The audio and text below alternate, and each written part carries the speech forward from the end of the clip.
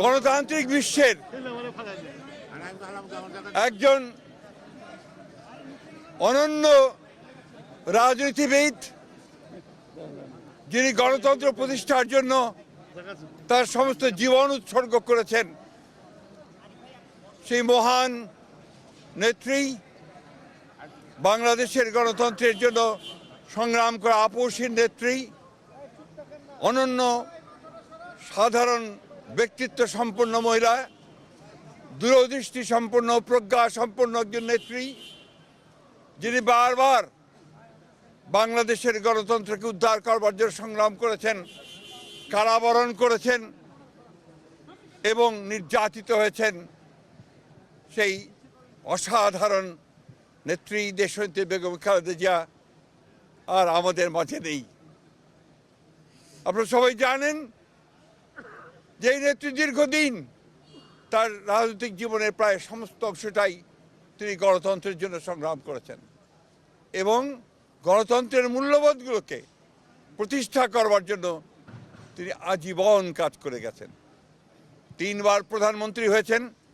যখন প্রধানমন্ত্রী হয়েছেন তখন গণতন্ত্রকে প্রাতিষ্ঠানিক রূপ দেওয়ার জন্য তিনি কাজ করেছেন, জনগণের উন্নয়নের জন্য কাজ করেছেন।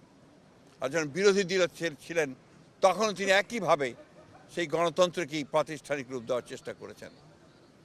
প্রিয় সাংবাদিক বন্ধুগণ, আজকে সেই নেত্রীর ইন্তেকালে বাংলাদেশের রাজনৈতিক ইতিহাসে এক অপূরণীয় ক্ষতি সাধিত হলো এবং এই ক্ষতির পূরণ সহজে সম্ভব নয়। আজকে এমন একটা সময়ে তিনি চলে গেলেন যখন তাকে সবচেয়ে বেশি প্রয়োজন ছিল, যখন গণতন্ত্রের উত্তরণের জন্যে আমরা একটা নির্বাচনের দিকে জাতি যাচ্ছে, যখন সমস্ত জাতি তৈরি হয়েছে, নির্বাচন করে একটা গণতান্ত্রিক ব্যবস্থাকে প্রতিষ্ঠিত করবে, সেই সময় তিনি আমাদেরকে ছেড়ে চলে গেলেন।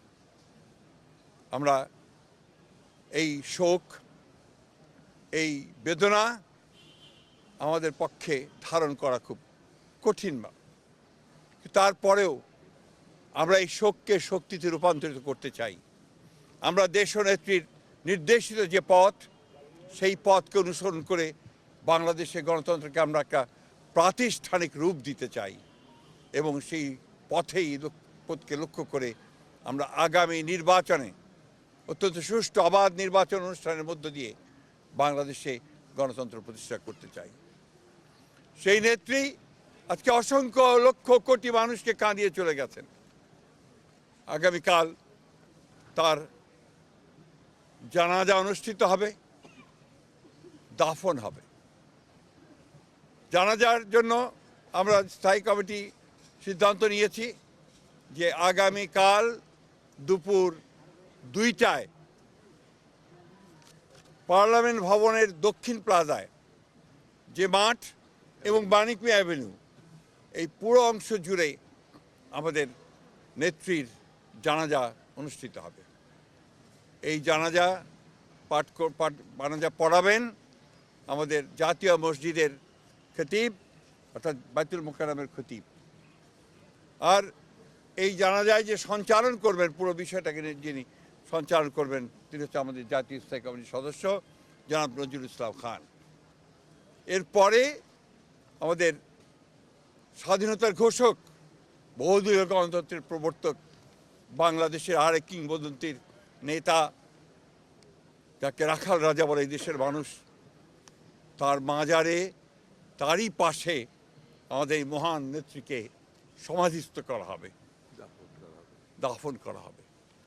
আমরা সবাই অত্যন্ত শৃঙ্খলার সঙ্গে এই জানাজায় অংশগ্রহণ করব এবং যে শৃঙ্খলার মধ্যে কথা বলা হবে, আমি বাংলাদেশের সকল স্তরের মানুষের কাছে অনুরোধ জানাবো, আপনারা সেই শৃঙ্খলা মেনে অত্যন্ত সুশৃঙ্খলভাবে জানাজা পড়বেন এবং তারপরে তাকে দাফনের অংশগ্রহণ করবে, যাদের দায়িত্ব তারাই অংশগ্রহণ করবেন।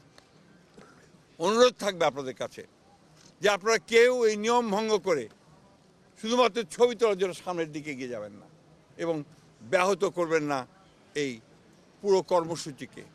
আপনাদের আমরা বিশ্বাস করি দেশনেত্রীর প্রতি আপনাদের যে সম্মান, যে শ্রদ্ধা, সেটাকে অটুট রাখার জন্য আপনারা সেই শৃঙ্খলা রক্ষা করবেন এবং সর্বাত্মকভাবে সহযোগিতা করবেন এই জানাজা এবং দাফন কার্য সুচারুরূপে সমাধা করতে।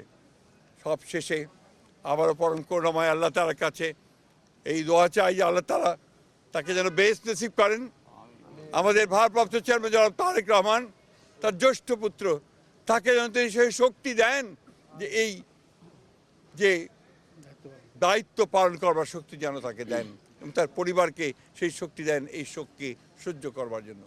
আসুন আমরা আজকে সবাই এই শোককে শক্তিতে রূপান্তরিত করে বাংলাদেশ জাতীয়তাবাদী দলকে একটা অপ্রতিরোধ দল হিসেবে গড়ে তুলি, বাংলাদেশকে সত্যিকার অর্থেই একটা গণতান্ত্রিক রাষ্ট্র হিসেবে আমরা প্রতিষ্ঠিত করি।